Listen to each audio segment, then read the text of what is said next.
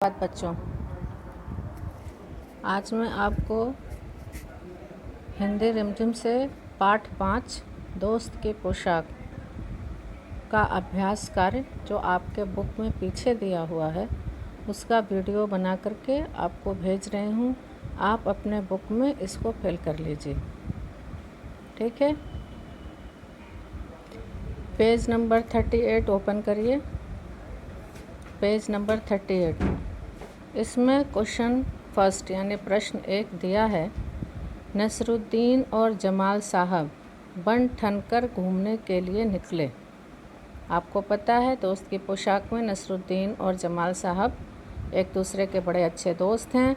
बहुत सालों बाद जमाल साहब नसरुद्दीन से मिलने जाते हैं। नसरुद्दीन उनसे मिल करके बहुत खुश होते हैं और कहते हैं कि चलो तुमको मोहल्ले में घुमा लाते हैं, लेकिन जमाल साहब मना कर देते हैं। क्यों?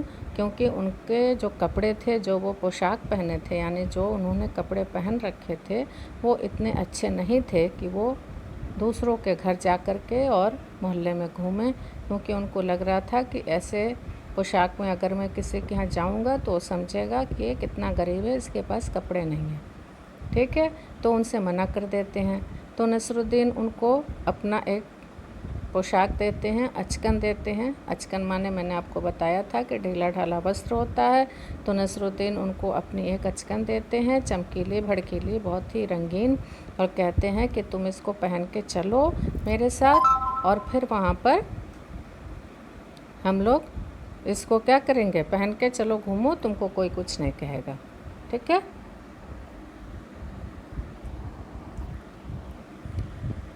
तो जमाल साहब अचकन पहन के घूमने जाते हैं। फिर उसके बाद क्या होता है ये सब हम लोग कहानी में पढ़ चुके हैं, ठीक है, आपको भी पता है। अब चलिए उसी का एक्सरसाइज हम लोग अपने बुक में करते हैं, ठीक है। पेंसिल ले लीजिए और अपना बुक खोल लीजिए और बैठ करके उसको लिखिए। पहला है कि नसरुद्दीन और जमाल साहब बन ठन कर घूमने के लिए निकले, ठीक है।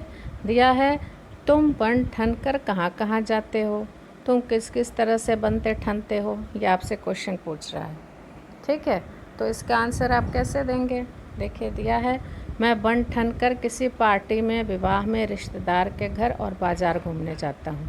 सही बात है, आप अपने किसी दोस्त से मिलने तो नहीं, लेकिन किसी पार्टी में जाते हैं तो अच्छे अच्छे कपड़े पहन के जाते हैं। शादी में जाते हैं तो अच्छे कपड़े पहनकर, बाल वाल बढ़िया से करके, जूता वूता पहन के अच्छे से आप जाते हैं।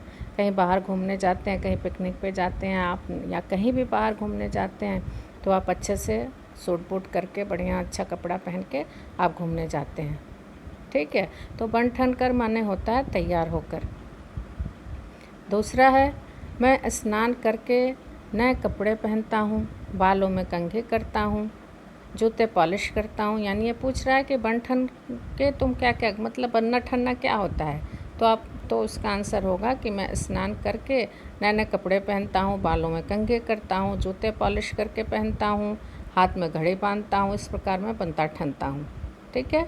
तो बनने ठनने का माने यही हो गया अच्छे से तैयार होना, ठीक है।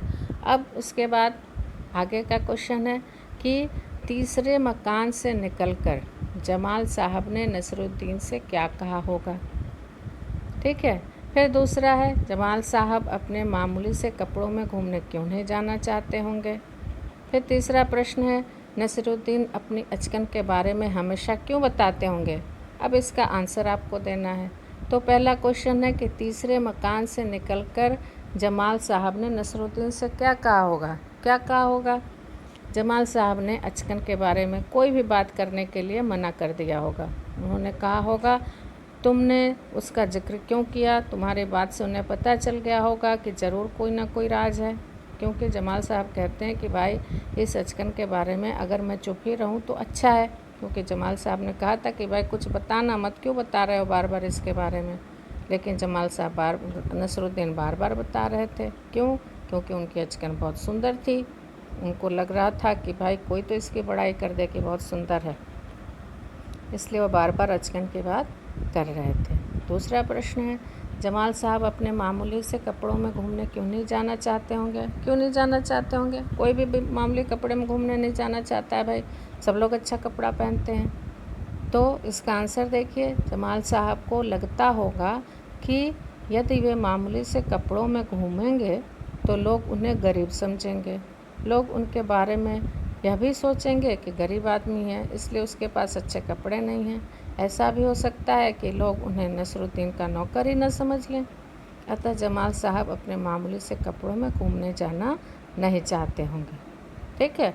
फिर आपका जो तीसरे क्वेश्चन का आंसर देखिए, नसरुद्दीन मजाकिया इंसान थे। मजाकिया मतलब किसी भी बात में हंसी का माहौल पैदा कर देना। ठीक है। तो नसरुद्दीन मजाकिया इंसान थे। वे अपने दोस्त से अपनी अचकन के बारे में अक्सर मजाक किया करते होंगे। वह दोस्तों को यह समझाना चाहते होंगे कि आदमी अपनी पोशाक से नहीं, अपने गुणों से पहचाना जाता है।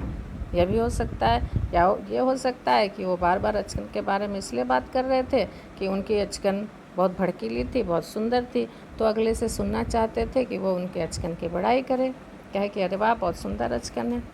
ठीक है। तो कोई भी आंसर इसका हो सकता है। अब चलिए, दिया है कि कहानी के बारे में कोई 5 प्रश्न बनाकर नीचे दी गई जगह में लिखो। ठीक है। और कॉपी में उनके उत्तर लिखो। तो आप कॉपी में उत्तर मत लिखिएगा, आप इसी में लिखिएगा, कॉपी में उत्तर मैं लिखवाऊंगी। ठीक है। तो अब देखिए कौन कौन से प्रश्न बन सकते हैं। आप भी अपने आप से बना सकते हैं, बहुत सारे प्रश्न आपने बताए भी थे।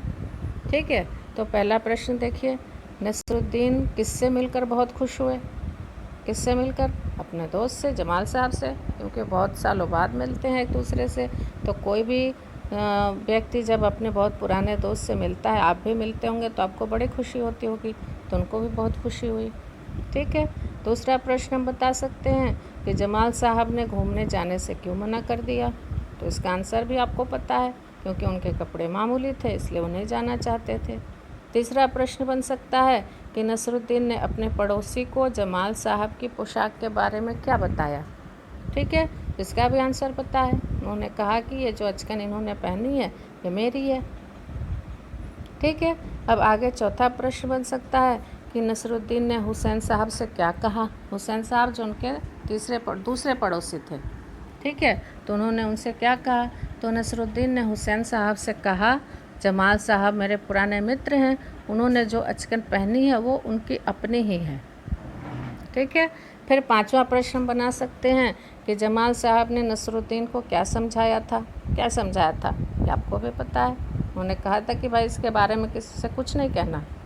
ठीक है। तो जमाल साहब ने नसरुद्दीन को समझाया था कि पोशाक के बारे में कुछ न कहना ही अच्छा है। तो ये आपके 5 प्रश्न हो गए। इसके अलावा अगर आपको भी कोई प्रश्न बन सकता है तो ज़रूरी नहीं आप यही प्रश्न लिखें, आप कोई भी प्रश्न लिख सकते हैं जो कि बुक से संबंधित, यानी आपके चैप्टर से, आपके पाठ से संबंधित हो। ठीक है। चलिए आगे बढ़ते हैं। पेज नंबर 39 पे आइए। अब दिया है कि जब जमाल साहब और नसरुद्दीन हुसैन साहब के घर से बाहर निकले तो उन्होंने अपनी बेगम को नसरुद्दीन और जमाल साहब से मुलाकात का किस्सा सुनाया। उन दोनों के बीच में क्या बातचीत हुई होगी, लिखकर बताओ। ठीक है। तो हुसैन साहब जब अंदर गए होंगे अपने घर में तो क्या कहेंगे अपनी पत्नी से? उनकी पत्नी पूछी होंगी कि कौन आया था? हुसैन साहब कहे होंगे नसरुद्दीन अपने दोस्त के साथ आया था। फिर बेगम पूछती हैं कि क्या क्या बातें हुई। ठीक है। किस दोस्त के साथ आया था? जमाल नाम का कोई पुराना दोस्त था, लेकिन नसरुद्दीन कह रहा था कि जमाल ने अपनी ही अचकन पहन रखी है।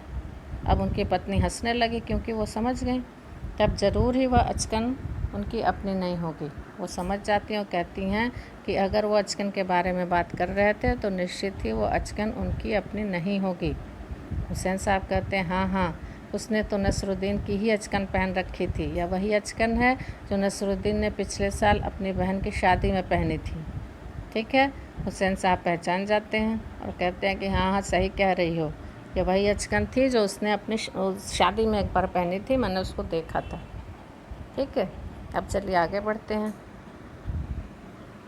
नसरुद्दीन ने कहा, चलो दोस्त मोहल्ले में घूम आए।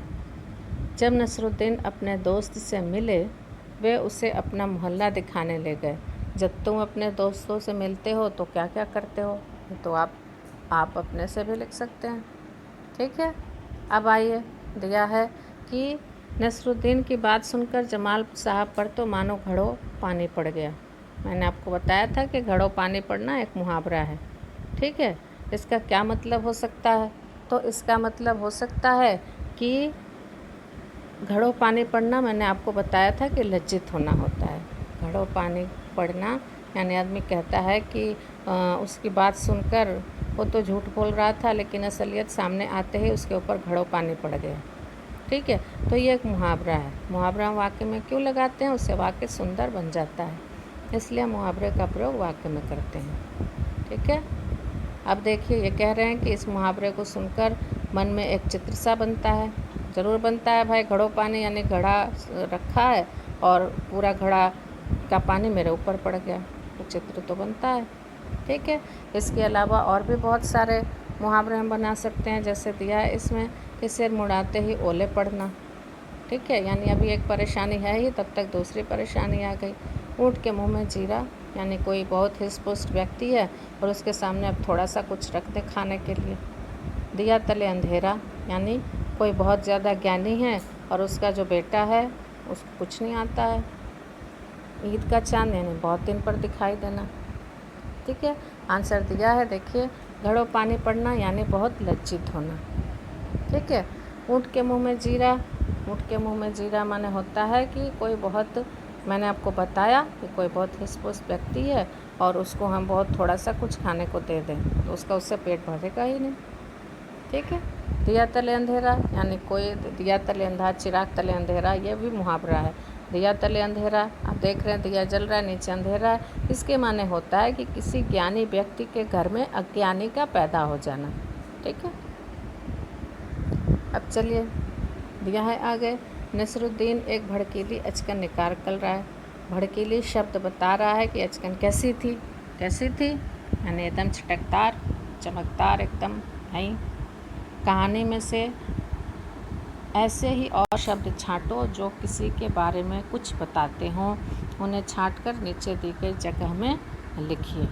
ठीक है, अब देखिए दिया है भड़कीली, पुराना जैसे शब्द किसी के बारे में कुछ खास या विशेष बता रहे हैं, इसलिए उन्हें विशेषण कहते हैं। विशेषण मैं आपको पढ़ाऊँगी तो बताऊँगी। आंसर देखिए, पुराना दोस्त, मामूली सी पोशाक, खास दोस्त, कई सालों, अन्य पड़ोसी, यह अचकन, ये सारे हो गए। ठीक है, अब पेज नंबर 41 पे आइए। पड़ोस के घर में जाकर नसरुद्दीन पड़ोसी से मिले। तुम अपने पड़ोसी बच्चों के साथ बहुत से खेल खेलते हो, पर क्या तुम उनके परिवार में जाते हो? कोई जाता नहीं है। ठीक है, तो अब जितने भी आगे के, अब देखिए इसमें दिया है, इन शब्दों को बोलकर देखो। जैसे दिया है घड़ा, गड़ा, घूम, झूम, राज, राज, फन, फन, इन सब के दो दो अर्थ होते हैं। देखिए दिया है घड़ा, कुम्हार घड़ा बनाता है, गड़ा, सुनार ने हार गढ़ा यानी हार बनाया। घूम, बूढ़े पार्क में घूम रहे हैं। झूम, बच्चे पार्क में डांस करके झूम रहे हैं। राज, भारत में अंग्रेज़ों का राज था और घर के राज कहीं नहीं बताने चाहिए। एक राज माने भेद हो गया, एक राज मान राज्य करना हो गया। हमले से पूर्व सांप अपना फन उठाता है। दीपावली में सारा शहर सजा होता है। चोरी करने पर सजा हो जाती है। दुकानदार ने दुकान खोल दी। खौल, गुस्से के कारण रमन का खून खौल गया। तो ये सारे जो हैं ये एक ही तरह के शब्द हैं, लेकिन उनके अर्थ अलग अलग हैं। ठीक है, अब आप इनको पढ़िए और अपने बुक में इसको फिल करिए। ठीक है।